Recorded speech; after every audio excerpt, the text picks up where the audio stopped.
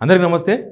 ఎట్టకేలకు సీఎం రేవంత్ రెడ్డి గారు కేసీఆర్ స్పీచ్ పైన, బహిరంగ సభ పైన తన పేరు మర్చిపోవడం కాదు, తన పేరు పలకపోవడం పైన కేసీఆర్ అంత ప్రసంగంలో 55 నిమిషాల ప్రసంగంలో రేవంత్ రెడ్డి అనే పేరు తీసుకోకపోవడం పైన స్పందించిండ్రు. బసవ జయంతి వేడుక రవీంద్ర భారతిలో జరిగింది. అక్కడ మాట్లాడినరు. మనం రేవంత్ రెడ్డి గారు ఏం మాట్లాడిన విన్న తర్వాత మాట్లాడదాం. సబ్స్క్రైబ్ చేసుకున్న వాళ్ళు ఉంటే సబ్స్క్రైబ్ చేసుకోండి, కిందనే సబ్స్క్రైబ్ బటన్ కనిపిస్తుంది.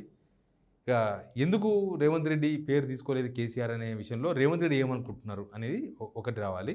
ఆయన స్పీచ్ మీద ఆయన ఏమనుకుంటున్నారు అనేది ఒకటి క్లారిటీ రావాలి. ఈ రెండు విషయాల మీద మాట్లాడి ఒకసారి వినండి.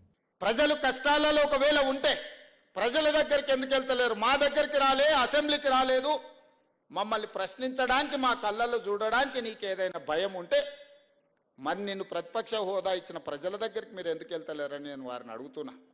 ఫామ్ హౌస్లో పడుకొని మీరు ఏం సందేశాన్ని ఇవ్వదలుచుకున్నారు రాబోయే తరాలకని నేను అడుగుతున్నా మిమ్మల్ని. మేము చేసిన పథకాలన్నీ ఆగిపోయినాయని, ఏ పథకం ఆగిపోయిందని నేను అడుగుతున్నా. రైతు బంధు ఆగిపోయిందా? షాదీ ముబారక్ ఆగిపోయిందా? కళ్యాణ లక్ష్మి ఆగిపోయిందా? ఫీజు రియంబర్స్మెంట్ ఆగిపోయిందా? ఆరోగ్యశ్రీ ఆగిపోయిందా? ఉచిత కరెంట్ ఆగిపోయిందా? ఏమంటున్నారు రేవంత్ రెడ్డి గారు అంటే, మేము తెలంగాణ ఇస్తే మీరు 10 ఏళ్ళు ముఖ్యమంత్రి ఉన్నారు, ఇప్పుడు ప్రతిపక్ష నేతగా ఉన్నారు, మీరు పోయి ఫామ్ హౌస్లో వండుకుంటే ఎట్లా, జీతం తీసుకుని పోయి వండుకుంటే ఎట్లా అనేది రేవంత్ రెడ్డి కామెంట్. ఫస్ట్ నుంచి దీని మీదే నడుపుతున్నారు. కేసీఆర్ వస్తలేడు, కేసీఆర్ వచ్చినా రాకపోయినా జనం చూసుకుంటారు. ఒకటి, కేసీఆర్ రాకపోయినా, కేసీఆర్ అడగకపోయినా జనం సమస్యలు రకరకాల వేదికల ద్వారా గవర్నమెంట్కి చేరుతున్నాయి. కేసీఆర్ పార్టీ బీఆర్ఎస్ అంటే నాట్ ఓన్లీ కేసీఆర్, దానిలో చాలామంది ఎమ్మెల్యేలు ఉన్నారు. 38 మంది ఎమ్మెల్యేల్లో 10 మంది పోగా ఇంకా 28 మంది ఎమ్మెల్యేలు ఉన్నారు, ఎమ్మెల్సీలు ఉన్నారు, ప్రజాప్రతినిధులు ఉన్నారు. మీకు సమస్య కేసీఆర్ చెప్తేనే సమస్యనా? ప్రభుత్వానికి ఎవరు చెప్పిన సమస్యనే. మాలాంటి జర్నలిస్టులు చెప్తే కూడా ఆ సమస్య మీద మీరు స్పందించి పరిష్కారం చేయొచ్చు. మీకు ఇంటెలిజెన్స్ ఉంటుంది, మొత్తం ఉంటాయి. కేసీఆర్ సమస్య చెప్పలేదు, ఆయన చెప్పింది మొత్తం సమస్యలే కదా. మీకు 4,000 రూపాయలు ఇస్తామని ఇవ్వలేదు, సమస్య కదా. రైతు భరోసా ఇస్తామని ఇవ్వలేదు, సమస్య కదా. రుణమాఫీ ఎంతో చేస్తామని చేయలేదు, సమస్య కదా. అంటే అవి సమస్యలా కనబడతలేవు. చర్చిద్దాం అంటున్నారు రేవంత్ రెడ్డి గారు. మీరు ఎక్కడ వస్తారు రండి చర్చిద్దాం.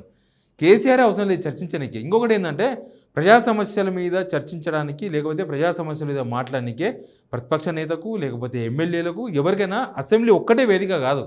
ఆయన ఎక్కడ మాట్లాడినా, ఎక్కడ మాట్లాడినా, ఒక ఎమ్మెల్యే కాన్స్టిట్యూన్సీలో ప్రెస్ మీట్ మాట్లాడతాడు, అది పబ్లిక్ సమస్య కాకుండా పోతుందా? ఓన్లీ అసెంబ్లీకి వచ్చినప్పుడు మాట్లాడితేనే సమస్యనా?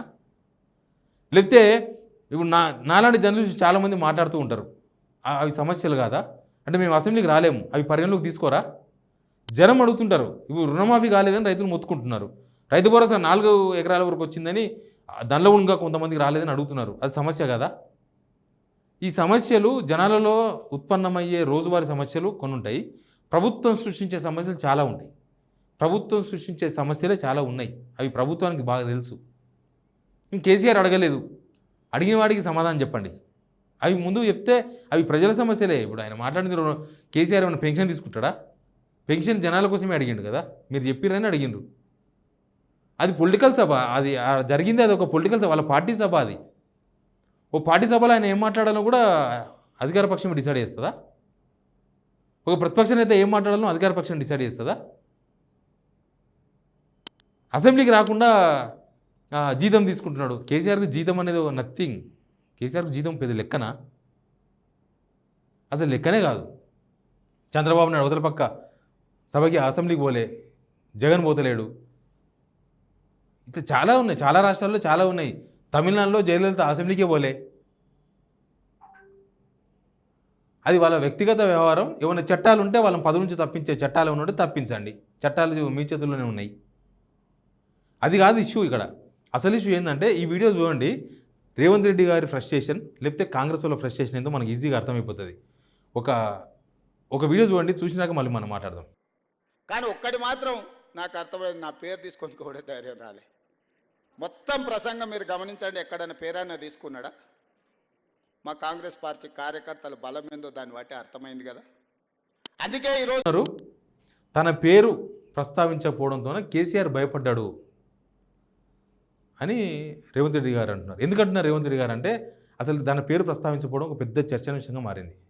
ఏంది తన పేరు ప్రస్తావించడం? ఇప్పుడు ఈ సభ కాదు, ఆయన వాళ్ళ వ్యవసాయ క్షేత్రం నుంచి వచ్చిన కొన్ని వీడియోలు కావచ్చు, లేకపోతే అక్కడ ఇక్కడ మాట్లాడినప్పుడు కూడా ఎప్పుడూ రేవంత్ రెడ్డి పేరు తీసుకోలే. ఎందుకు తీసుకోలేదంటే ఆయన ప్రత్యర్థి కాదని అనుకుంటున్నాము బహుశా. ఇప్పుడు ఆయన సమానమైన స్థాయి లీడర్ పదవితోనే స్థాయి రాదు కదా, వ్యవహారంతో స్థాయి వస్తుంది. పదవులతోనే స్థాయి వస్తే ఇక వేరే ఉంటుంది కథ. పదవులతో స్థాయి రాదు, వ్యవహారంతో చేసే పనితో స్థాయి వస్తుంది. బహుశా కేసీఆర్ తన ప్రత్యర్థి రేవంత్ రెడ్డి కాదు, కాంగ్రెస్ పార్టీ అనుకున్నాడేమో. అయితే కాంగ్రెస్లో ఒక పెద్ద చర్చ జరిగింది రేవంత్ రెడ్డి పేరు ప్రస్తావించకపోవడం. కాంగ్రెస్ వాళ్ళు తెలుసా పాపం, ఒక బట్టి విక్రమార్క ఒక్కడే సంతోషంగా ఉన్నాడంట. కేసీఆర్ నా పేరు ప్రస్తావించిండు వేదిక మీద, నా పేరు చెప్పిండు కేసీఆర్. మిగతా వాళ్ళందరూ గుడ్డిగా అయిపోయారు, నా పేరు చెప్పలే అని, నా పేరే చెప్పలే అని రేవంత్ రెడ్డి. అసలు నా పేరే చెప్పలే, ఇంకా మీ పేరు ఏంది అని. బట్టి విక్రమార్క పేరు ఒక్కందే తీసుకున్నాడు కేసీఆర్. ఇదేందో ప్రతిపక్ష నేత ఆయన, ఓడిపోయి ఉన్నాడు, ఆయన పేరు తీసుకుంటే ఏంది, తీసుకోకపోతే ఏంది? మీరు అంతగానో ఆ పేరు గురించి అంత చర్చిస్తున్నారని అంటే మీరు బాగా ఇగో హట్ అయినట్టుగా అనిపిస్తుంది. బాగా ఇగో హట్ అయిపోయి కొత్త ఉడుకుతున్నట్టుగా అనిపిస్తుంది. నా పేరు తీసుకోలే అని. ఏదో సినిమా ఉంటుంది కదా ఒకటి, బర్త్డే అప్పుడు కేక్ పెట్టలేదని చెప్పేసి వాడు ఏకంగా మనదే జోగిపేట సినిమా జాతిరత్నాలు, వాడు సంపనికి ప్రయత్నం చేస్తూ ఉంటాడు వాళ్ళ బాస్ని. ఏంద్రా భయ్ అంటే లాస్ట్ చూస్తే వాడు కేక్ పెట్టాడంట బర్త్డేకు. ఇది కూడా అట్లే ఉన్నది. రేవంత్ రెడ్డి గారు తన పేరు తీసుకోలేదని చెప్పేసి ఇంత ఫ్రస్ట్రేషన్ చూపిస్తున్నారు. మిగతా వాళ్ళు కూడా ఇంత చిన్న చర్చన. మీరు నడుపుతుంది ప్రభుత్వం నడుపుతున్నప్పుడు అవతల పక్షం ఇప్పుడు కేసీఆర్ పేరు వెలగకపోతే మీది ఏమైనా పడిపోతుందా? మీ ప్రభుత్వం పడిపోతుందా? కేసీఆర్ పేరు వెలగకపోతే మీ మంత్రి పదవులను పోతాయా? ఏం పోవు కదా. పలకపోతే జనమే చూసుకుంటారు. ఆయన ఎందుకు పలకలేదు అంటే ఆయన నా స్థాయి వ్యక్తి కాదని బహుశా మాట్లాడి ఉండకపోవచ్చు. అది కూడా ఒక వ్యూహం ఉండొచ్చు. రాజకీయ నాయకులు వ్యూహాలు ఉంటాయి కదా, మీ వ్యూహం మూకున్నట్టే మీరే ఎందుకు ప్రస్తావిస్తారు కేసీఆర్ ఇప్పుడు పెద్ద ఆయన అంటారు. మళ్ళీ కొంత కేసీఆర్ ఆయన నా పేరు తీసుకోలే కాబట్టి నేను కూడా కేసీఆర్ అనే పేరు తీసుకోను అని ఒక ఆయన అక్కడ ఫామ్ హౌస్లో ఒక పెద్ద ఆయన ఉంటాడు అని మాట్లాడుతున్నారు రేవంత్ రెడ్డి గారు. పెద్ద ఆయన అంటుండు.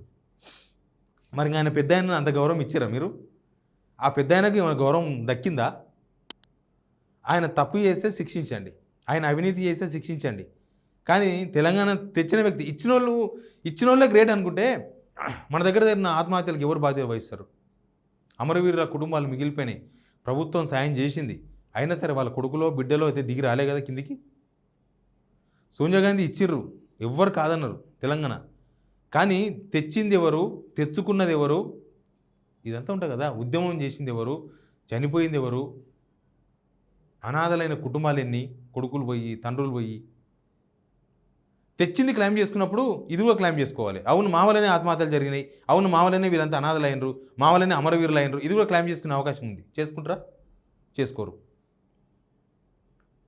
ఇట్లా కేసీఆర్ పేరు పలికితే ఉప్పొంగిపోయి, కేసీఆర్ పేరు తీయలే కాబట్టి డిప్రెషన్ పోయి ఇట్లాంటి రాజకీయాలను అయితే మనం చూడలేదు. ఏదైనా టగ్ ఆఫ్ వార్, పాలిటిక్స్ అంటే టగ్ ఆఫ్ వార్, తిట్లు బూతులు కాదు, టగ్ ఆఫ్ వార్. మంచి చలో, నా పేరు తీసుకోలే కదా, తీసుకోకపోతే తీసుకోపోని, మనం నా పేరు ఎట్లా పలికియాలనో పలికిస్తా. రేవంత్ రెడ్డి గారికి ఇదో ప్రాబ్లం. ఆయన ముఖ్యమంత్రి అయినప్పటి నుంచి వీళ్ళు వాళ్ళంతా పేర్లు మర్చిపోతుండ్రు. ఇప్పుడు కేసీఆర్ పలకపోయేసరికి బాగా అట్టాయండు, నిజంగానే అట్టాయండు. ఎందుకంటే మరి ముఖ్యమంత్రిగా నా పేరు కేసీఆర్ తీసుకుంటే అది వేరే ఉంటుండే, కేసీఆర్ తీసుకుంటేనే నా పేరు అందరికీ తెలంగాణ ప్రజలకు తెలిసేది అనుకునేమో. తెలంగాణ ప్రజలకు చాలామందికి తెలియదని ఆ సోషల్ మీడియాలో వీడియోలు చూస్తుంటే అర్థమవుతుంటుంది. అది చేసే పనుల వల్ల వస్తుంది. కేసీఆర్ రేవంత్ రెడ్డి పేరు తీసుకున్నంత మాత్రాన్ని కూడా అందరికీ తెలియదు. మనం చేసే పనులను బట్టి మీరు మేలు చేశారనుకో వాళ్ళు గుర్తుపెట్టుకుంటారు, ఫలానా రేవంత్ రెడ్డి ముఖ్యమంత్రి మేలు చేసిండు, మాకు ఫలానా ఇచ్చిండు, మాకు ఫలానా చేసిండు. ఏమీ చేయకుండా ఉత్త ముఖ్యమంత్రి పదవి ఎక్కగానే గుర్తుపెట్టుకుంటారు జనం. వాళ్ళు ఇంతమంది ముఖ్యమంత్రిని చూస్తున్నారు, అందరిని చూసుకుంటూ వచ్చారు. ఇంకోటి ఏంటంటే మీరు సడన్గా ముఖ్యమంత్రి అయినారు, అదొక ప్రాబ్లం ఉంది. సడన్గా అన్ఎక్స్పెక్టెడ్ సీఎం అయ్యారు మీరు. కొద్దిగా ప్రిపరేషన్ ఉంటుంది కదా, కాంగ్రెస్లో సీఎం స్థాయి వ్యక్తులు చాలామంది ఉన్నారు, దానిలో మీరు ఉన్నారు. సడన్గా ముఖ్యమంత్రి అయ్యేసరికి అది జనాలకి సరిగా ఎక్కలేదో ఏం పడైందో. కానీ ముఖ్యంగా రేవంత్ రెడ్డికి ప్రాముఖ్యత ఇవ్వద్దు అనేది కేసీఆర్ ఉద్దేశం ఉండొచ్చు. నేను ఎందుకు ఇంపార్టెన్స్ ఇవ్వాలని, నన్ను అన్నిగానో బుద్ధులు తిడుతుంటే, నా మీద అంతగానో వాడు ఏడుస్తుంటే నేను ఎందుకు పలకరియాలని కూడా ఉండొచ్చు. దాన్ని కేసీఆర్ భయం, నా పేరు వలకాలంటేనే భయం అనే విధంగా రేవంత్ రెడ్డి గారు మాట్లాడుతున్నారు. భయం, ఆ భయం అనే విషయం నిజంగా కేసీఆర్కి భయం ఉందో లేదో మీరు కామెంట్ రూపంలో చెప్పండి. నిజంగా కేసీఆర్ భయపడతాడా? రేవంత్ రెడ్డిని చూసి భయపడుతుండొచ్చా? లేకపోతే స్థాయి విషయంలో కేసీఆర్ వెనుకడుగు వేసి ఉండొచ్చా? నా స్థాయి కానప్పుడు ఎందుకు ఆయన పేరు తీసుకోవాలని? లేకపోతే దీనిలో ముఖ్యమంత్రులు అనేది పెద్ద మ్యాటర్ కాదు కాంగ్రెస్లో. నేను మొన్న చెప్పలే, రాజగోపాల్ రెడ్డి, కోమరెడ్డి వెంకరెడ్డి, ఉత్తమ్ కుమార్ రెడ్డి ఉత్తమ మంత్రులు కాదు, వాళ్ళు ముఖ్యమంత్రి స్థాయి అభ్యర్థి మంత్రులు అని చెప్పలే. అట్లా కాంగ్రెస్లో ముఖ్యమంత్రి అనేది పెద్ద మ్యాటర్ ఏం కాదు. అది రేవంత్ రెడ్డి గారికి స్పెషల్ ఉండొచ్చు, కాకపోతే దాన్ని చిరస్థాయిగా నిలుపుకోవాలి. కాంగ్రెస్లో చాలా ముఖ్యమంత్రులు అయినరు, స్వాతంత్రం వచ్చినప్పటి నుంచి చాలా మంది ముఖ్యమంత్రులు అయినరు. కానీ జనాలకు గుర్తున్నది చాలా తక్కువ మంది. ఓ కాసు బ్రహ్మానందరెడ్డి, ఓ మర్రి చెన్నారెడ్డి, ఓ అంజయ్య, ఓ రాజశేఖర రెడ్డి, ఈయనే గుర్తున్నారు. మధ్యలో మళ్ళీ కిరణ్ కుమార్ రెడ్డి, రోషయ్య, వాళ్ళందరినీ ఇంకా కొన్ని రోజులైతే మర్చిపోతారు. ఏం గుర్తుపెట్టుకునే కథ ఏం కాదు. ఇంకా అంతకుముందు ఉన్నాగా కొంతమంది ఉన్నారు, గుర్తుపెట్టుకోరు. ఏదైనా మంచి చేస్తే, ఏదైనా మంచి పని చేస్తే చిరస్థాయిగా నిలిచిపోతే వాళ్ళని గుర్తుపెట్టుకోరు. ఇప్పుడు కేసీఆర్ని గుర్తుపెట్టుకోరు జనం. మిమ్మల్ని గుర్తుపెట్టుకోవాలంటే సరే, కేసీఆర్ పలకరించినా పలకరియకపోయినా, మీ పేరు తీసినా తీయకపోయినా జనాలు తెలిస్తే చాలు కదా. కానీ కేసీఆర్ పేరు పలకలేదని ఇంతగానం బాధపడడం అనేది మాత్రం ఇది ఒక డిఫరెంట్ పాలిటిక్స్. ఇవి ఇక నాకు తెలిసి కేసీఆర్ ఒకవేళ పేరు తీస్తే వీళ్ళు ఎగిరికి అంతేస్తారేమో. మీరే కేసీఆర్ టాప్ అని మీరే మీ వ్యవహారంతోనే అదే ఎస్టాబ్లిష్ అవుతుంది. కేసీఆర్ టాపే ఎట్లయినా కూడా. కానీ మీరు అధికారంలో ఉన్నారు, కేసీఆర్ టాపే, ఆయనకి ఇచ్చే గౌరవం ఆయనకి ఇచ్చి ఉంటే వ్యవహారం వేరే ఉండే. మీరు ఆయనకి ఇచ్చే గౌరవం ఆయనకి ఇచ్చి ఆయన మీ పేరు వలకపోతే జనాలు ఖచ్చితంగా కేసీఆర్తో మీ పేరు వలకిస్తుర్రు. మీరు ఫస్ట్ నుంచి లాగులతో లెక్కిస్తా, ముక్కు వాళ్ళ కొడతా, ఒక దరిద్రమైన కామెంట్ చేసిండు. అంత ఫ్రస్ట్రేషన్, నేను ఎందుకంటున్నా ఫ్రస్ట్రేషన్, నాకు లేదు ఫ్రస్ట్రేషన్, ఆయన ఒక కామెంట్ చేసిండు, అది చూడండి ఒకసారి. 2024 నుంచి మేము అధికారంలోకి వచ్చిన ఈ రోజు చెప్తున్న మిత్రుల ద్వారా ఫామ్ హౌస్ లో ఉన్న పెద్ద ఆయన చెప్తున్న 10 సంవత్సరాలు మేమే పరిపాలన చేస్తాం.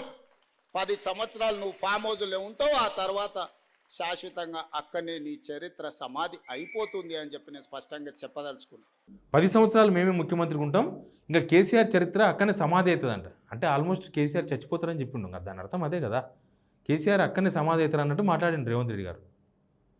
ఇట్లా మాట్లాడిన తర్వాత ఆయన నీ పేరు ఎందుకు తీసుకుంటారండి? ఆయనకి ఏం అదా? ఎందుకు తీసుకుంటారు? ఆయన పేరు తీసుకోకపోతే మీకు పోయిందేముంది, ఆయన పేరు తీసుకుంటే మీకు వచ్చేదేముంది? అంత ఫ్రస్ట్రేషన్ పలిగిపోయి కుండలు పలిగినట్టు ఎందుకు పలగాలి? పలకపోతే పలకపోని నిండుగుండండి. కానీ మీరే కుండలు వలగొట్టినట్టు టపాన వలిగిపోయి మీలో ఉన్న ఈగో, తర్వాత మీలో ఉన్న అసహనం, మీలో ఉన్న ఫ్రస్ట్రేషన్ మొత్తం జనాల ముందు పడేస్తున్నారు. కడుపు తీసుకుంటే కాళ్ళ మీద పడుతుంది. అట్లా అయిపోయింది మీ పని. మీరు కూడా కామెంట్ రూపంలో చెప్పండి. దీనిలో ప్లీజ్ సబ్స్క్రైబ్ సిగ్నల్ టీవీ.